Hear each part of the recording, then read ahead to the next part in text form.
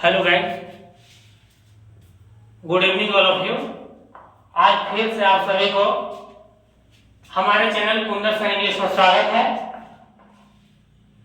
और आज मैं इंग्लिश का नहीं बल्कि आज बच्चों के मांग के अनुसार मैं इतिहास की क्लास, कुछ 10वीं वर्ग के हमारे संपर्क में बच्चे थे जिन्होंने मुझे बताया कि सर मुझे इतिहास में कहीं दिक्कत हो रही है, जिसके कारण मैं आज आप लोग के समक्ष एक नया टॉपिक, एक नया विषय को लेकर आपके समक्ष हाजिर हूं, जिसका नाम है इतिहास। हर पढ़ने वाले छात्र छात्राएं इससे रूबरू होंगे इतिहास शब्द से। तो एक नई शुरुआत के दौर में चलते हुए आज से मैं इस कुंदन सर इंग्लिश चैनल के माध्यम से आपके समक्ष हाजिर हूं। कैसे? चल जिंदगी एक नई शुरुआत करते हैं, चल जिंदगी एक नई शुरुआत करते हैं।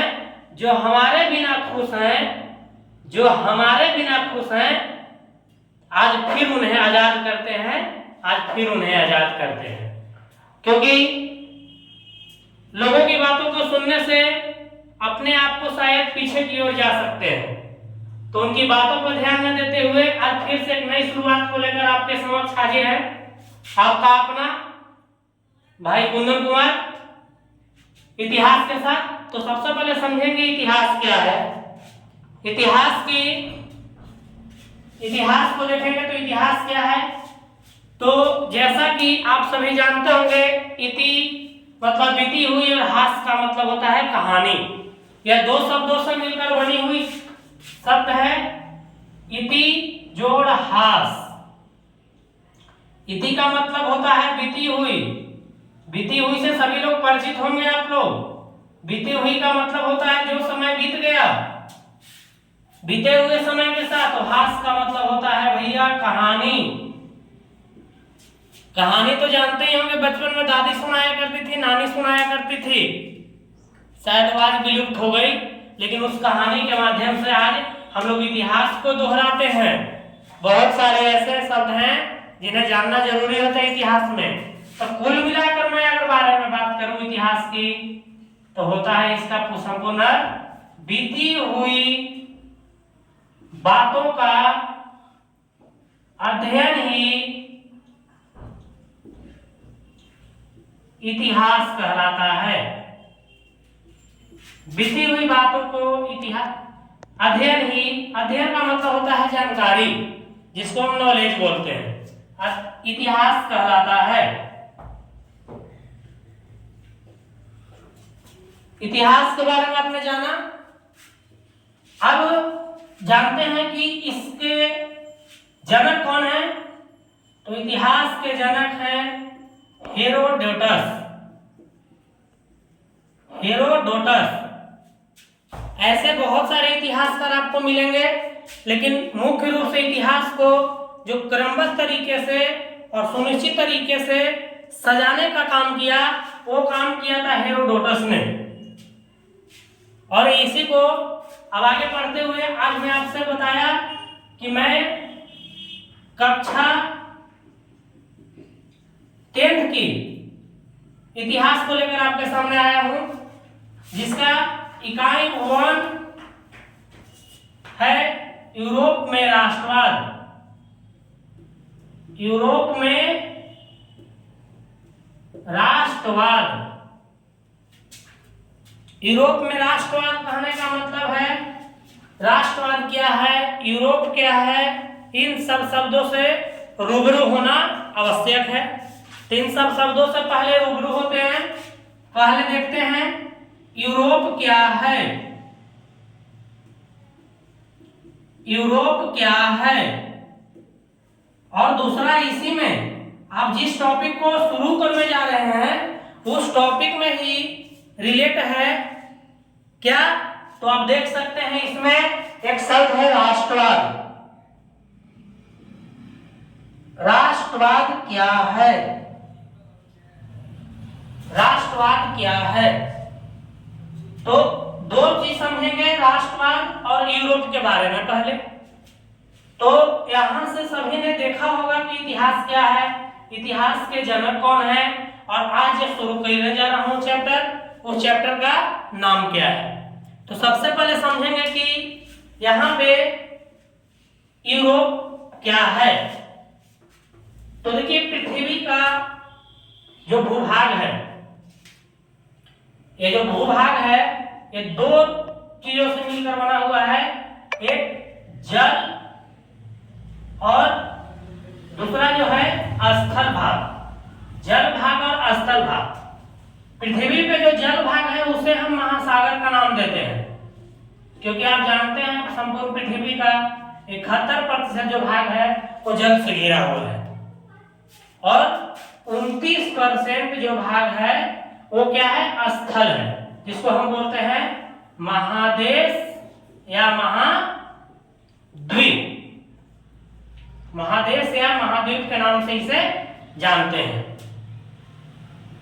यही चीज को जानना है। और एक कुल मिलाकर 29% भाग जो है 7 भागों में बटा हुआ है। 29% भाग जो है पृथ्वी का कुल 7 भागों में बटा हुआ है।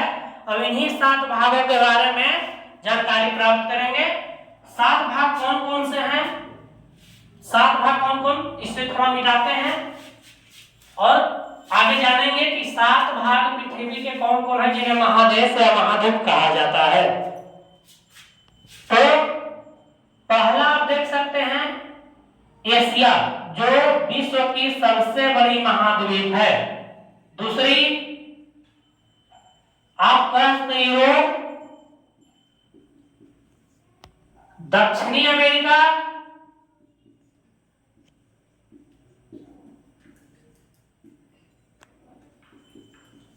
उत्तरी अमेरिका,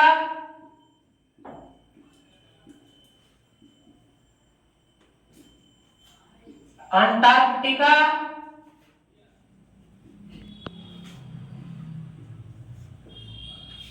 छठा अफ्रीका,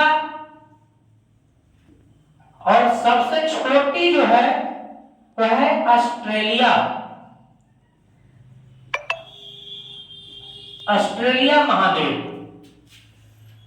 इस 7 महाद्वीपों में पूरा जो स्थल का भूभाग है वो बटा हुआ है, और इन्हीं स्थलीय भाग में एक आता है यूरोप। ये क्या है, तो ये है महादेश। महादेश, और इसी महादेश में आता है यूरोप, जिसके बारे में आज हम पढ़ने जा रहे हैं। तो पहला जो क्वेश्चन आपसे किया गया था इस पार्ट से रिलेटेड कि यूरोप क्या है, तो बोल सकते हैं यूरोप एक महादेश है। यूरोप क्या है, महादेश कहिए या महाद्वीप कहिए, महादेश कहिए या महाद्वीप कहिए, एक ही है। यूरोप एक महादेश या महाद्वीप है। दूसरा, राष्ट्रवाद क्या है, राष्ट्रवाद क्या है, तो राष्ट्रवाद के बारे में बातें करते हैं आगे। पहले इन सारी चीजों को आप देख लेंगे।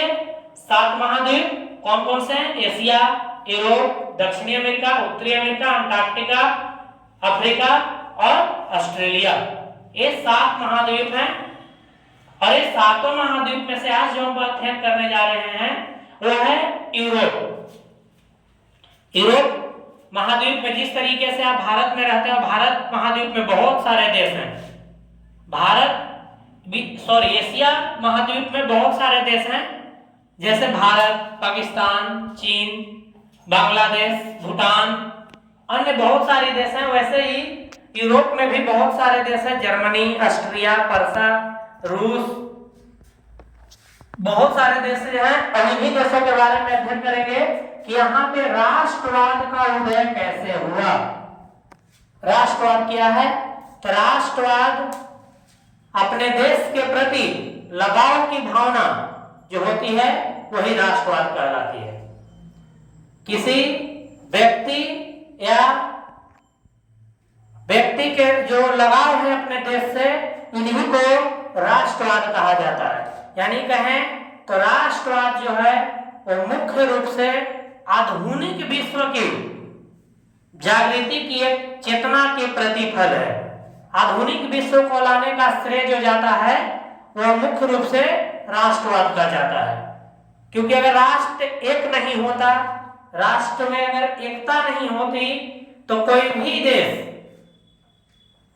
इसमें अगर विविधताएं रहती, विषमताएं रहती आपसी, तो कोई भी देश राष्ट्रवाद की प्रकृति की ओर मतलब सफल एकीकरण उसका नहीं हो पाता। तो जानते हैं राष्ट्रवाद क्या है। राष्ट्रवाद को देखते हैं।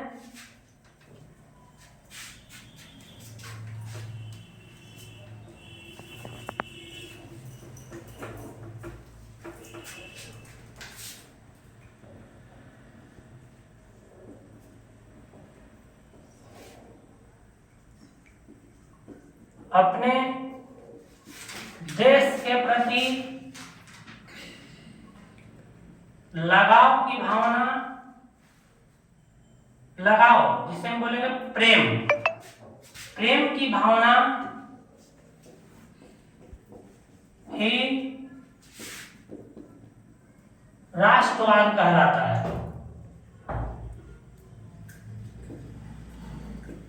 अपने देश के प्रति, राष्ट्र सबसे परिचित होंगे, राष्ट्र का मतलब होता है पूरा देश, और अपने देश के प्रति लगाव या प्रेम की भावना ही क्या कहलाता है, राष्ट्रवाद कहलाता है। अगर इस बात से नहीं समझ में आया हो तो देखिए हम लोग अभी बहुत बड़ी संकट से जूझ रहे हैं जिसका नाम है जातिवाद, परिवारवाद। तो जातिवाद, परिवारवाद जैसे शब्द, जातिवाद क्या है तो जाति के लिए प्रेम होना। अब इसको हम दो शब्दों में इसको तोड़कर देखें तो राष्ट्र का मतलब होता है देश और वाद का मतलब होता है लगाव। यानी देश के प्रति लगाव जो है इसी को राष्ट्रवाद बोलते हैं। तो आप देखे होंगे अपने आस पड़ोस में कहीं कहीं जातिवाद की भावना पनपती है, समुदाय के अनुसार धर्मवाद की पनपती है। धर्मवाद कहने का मतलब धर्म के प्रति लगाव होना। परिवारवाद की भावना पनपती है, एक ही परिवार के लोग बहुत सारे सक्रिय रूप से आगे चलते हैं तो उसे परिवारवाद की रूप में दी जाती है। तो जिस तरीके से जातिवाद हमारे समक्ष उपस्थित है, हमारे आसपास में देखने को मिलता है, परिवारवाद मिलता है, उसी तरीके से किसी देश को एकत्रित करने के लिए जो बहुत सारे युवकों का या बहुत सारे लोगों का जो एक झुंड तैयार होता है, उनके प्रति जो देश के लिए प्यार उमड़ता है, इसी को बोलते हैं राष्ट्रवाद। राष्ट्रवाद कहें तो प्रेम, प्रेम का मतलब प्रेम किसी से भी हो सकता है। तो प्रेम किसी से भी हो सकता है। आपको खुद से भी प्रेम हो जाए तो बहुत अच्छी बात है, क्योंकि खुद से प्रेम होना बहुत अच्छी बात है। क्या आप समझेंगे, अपने आप को परखना समझिए तो सब कुछ समझ सकते हैं। उसी प्रकार से देश के लिए, जैसे हमारे देश के लिए भी बहुत सारे जवानों ने क्या किया तो कुछ न कुछ किया, तभी तो हमारा देश आजाद हुआ। तो इस प्रकार से राष्ट्रवाद यानी अपने, अगर बड़े परिभाषा को दिया जाए और दूसरे परिभाषा को, तो हम बता सकते हैं कि यह एक ऐसी भावना है जो किसी विशेष भौगोलिक, सांस्कृतिक या सामाजिक परिवेश में रहने वाले लोगों में एकता की वाहक बनती है। इसको भी लिख देते हैं आप। हम समझते हैं कि आपको राष्ट्रवाद समझ में आई होगी, लेकिन एक और बताते हैं, यह एक ऐसी भावना है, यह एक ऐसी भावना है जो किसी विशेष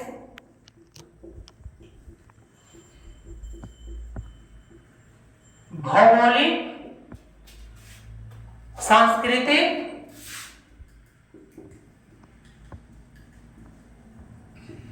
या सामाजिक, सामाजिक कहने का मतलब है एक ही समाज में रहने वाले लोग, सामाजिक परिवेश में, परिवेश का मतलब होता है आसपास में रहने वाले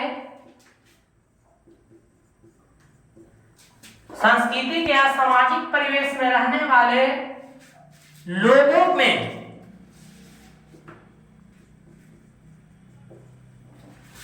में एकता की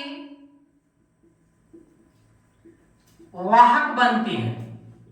वाहक का मतलब क्या हुआ, नहीं समझे तो वाहक का मतलब तो जैसे गाड़ी का चालक देखे हैं, गाड़ी का चालक जिसको हम ड्राइवर बोलते हैं, तो गाड़ी का चालक की तरह ही वाहक होती है जो आगे बढ़ाने का किसी चीज को करता है, यानी अपने समाज को, अपने संस्कृति को, अपने भौगोलिक क्षेत्र को जो बढ़ावा देने का काम करता है, जो सभी को एक सूत्र में बांधने का काम करता है, उसी को बोलते हैं वाहक।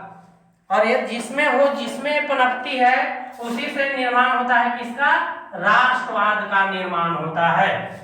हम अपने आसपास में अगर सभी को सुधारना चाहें तो हम अकेले कुछ नहीं कर सकते हैं, लेकिन अगर हम एक एक व्यक्ति को जोड़ें और एक एक से धीरे धीरे एक से आगे बढ़ते जाए, सभी समझेंगे तो क्या हो सकता है, अपने समाज के परिवेश को, अपने समाज के रहन सहन को बदला जा सकता है, अपने संस्कृति को बदला जा सकता है, अपने भौगोलिक परिस्थितियों को बदला जा सकता है। और जो बदलाव आता है इसमें, यही भावना राष्ट्रवाद की भावना कहलाती है। तो अब देखेंगे कि राष्ट्रवाद की भावना कैसे शुरू हुई, कहां से आया, कब शुरू हुआ, इस चीज को जानते हैं। तो देखिए, राष्ट्रवाद का भावना जो है, इसमें बहुत बड़ा शब्द जुड़ा हुआ है जिसका नाम है पुनर्जागरण, जिसका अर्थ होता है बौद्धिक जागरण, जिसका अर्थ होता है बौद्धिक जागरण।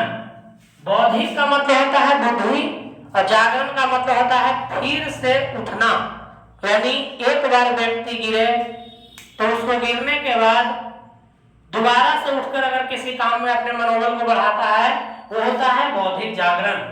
जगने का मतलब ये नहीं है कि सोकर जगना, जगने का बौद्धिक जागरण का अर्थ है कि कोई व्यक्ति किसी काम तो कर रहा था लेकिन किसी कारणवश उस काम को पूरा नहीं कर पाया, लेकिन उसके मनोभावना में फिर से उपदेश दिया कि नहीं, इस काम को करिए, और वो फिर से जगह उस काम को पूरा किया। यही होता है बौद्धिक जागरण। तो बौद्धिक जागरण का अर्थ, पुनर्जागरण का अर्थ होता है बौद्धिक जागरण, जो आज से बहुत साल पहले 14वीं से 15वीं शताब्दी में शुरू हुआ था। 14वीं से 15वीं सदी में ये शुरू हुआ और वहीं से धीरे धीरे धीरे धीरे चलते चलते यहाँ तक चला।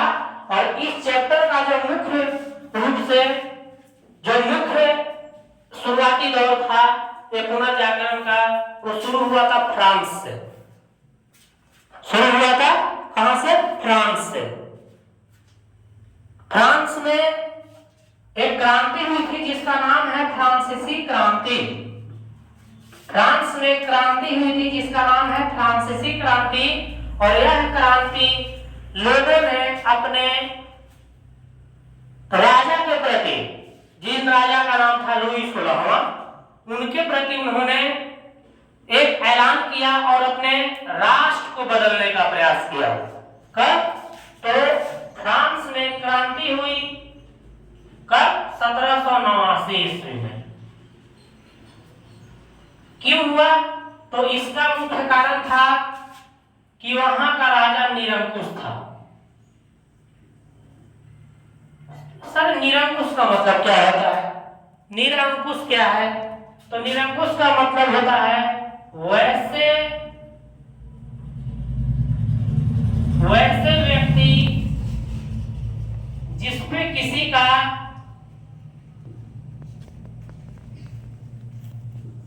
का अंकुश ना हो। अंकुश का मतलब लगाम। लगाम का अर्थ होता है रोकथाम, यानी अंकुश ना हो, जिसे कोई व्यक्ति ना रोक सकता हो। जो मन में आए वही काम करे, वो अपने अनुसार काम करे, इसी शब्द को बोलते हैं निरंकुश। तो 1789 में फ्रांस के शासक जिसका नाम मैं नहीं बताया, उसका नाम था लुई 16वां। लुई 16वां। लुई 16वां के कारण ही क्या हुआ था, तो वहां फ्रांस में राष्ट्रवाद की भावना पनपी थी। तो आगे क्वेश्चन प्रश्नोत्तर होगा कि फ्रांसीसी क्रांति के मुख्य कारण क्या थे। 1789 में क्रांति हुई जिसका नाम था फ्रांस में, जिसका नाम था फ्रांसीसी क्रांति। फ्रांसीसी क्रांति एक ऐसी क्रांति है जहां से यूरोप में राष्ट्रवाद की शुरुआत हुई थी और यूरोप आगे चलकर धीरे धीरे पूरे यूरोप को एक करने का काम किया। पहले जर्मनी, फ्रांस हुआ, जर्मनी हुआ, उसके बाद इटली हुआ और ऐसे करते करते पूरा यूरोप को एक बनाने का काम किया, जो उसका शुरुआत एक छोटी सी कड़ी फ्रांसीसी क्रांति से हुई थी जो लुई 16वां के खिलाफ हुआ था। तो आज का प्रश्न है फ्रांसीसी क्रांति का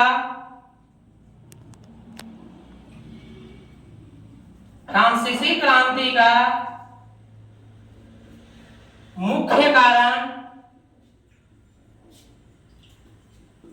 क्या था।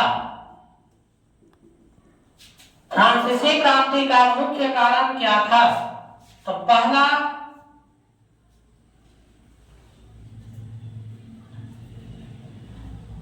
फ्रांसीसी क्रांति का मुख्य कारण था, पहला फ्रांस में शासक का निरंकुश होना।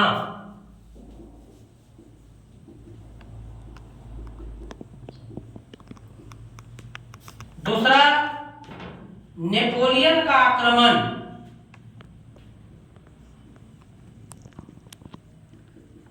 नेपोलियन का आक्रमण। निरंकुश होना, फ्रांस में शासक का निरंकुश होना का मतलब है फ्रांस के लोग जो थे इस शासक से तंग आ गए थे, जिसके कारण उन्होंने उसके खिलाफ एक विद्रोह खड़ा कर दिया। और यहाँ है नेपोलियन का आक्रमण। नेपोलियन का आक्रमण कहने का मतलब है कि नेपोलियन द्वारा भी क्या किया गया, उसमें एक आक्रमण कर दिया गया और लोगों को इससे सहायता मिला। और इस प्रकार से क्या हुआ कि लुई 16वां से लोगों की प्रभुत्व सत्ता जो था वो धीरे धीरे खत्म होता चला गया। और इसके बाद नेपोलियन ने खुद का एक अपना साम्राज्य किया। उसके बाद नेपोलियन को खत्म होने के बाद एक 1815 में संधि हुई, जिसमें हम अब अगले अध्याय में बात करेंगे। आज के लिए धन्यवाद, इतना ही। आप सभी से आग्रह होगा कि इसे जरूर देखें। जो भी था आज का उसे देखेंगे तो क्लास 10th वालों को जरूर कुछ फायदा होगा। कुछ ही महत्वपूर्ण बातें इसमें बताई गई हैं। और आपसे आग्रह होगा कि चैनल को लाइक सब्सक्राइब जरूर करें और वीडियो पे अवश्य ध्यान दें। धन्यवाद।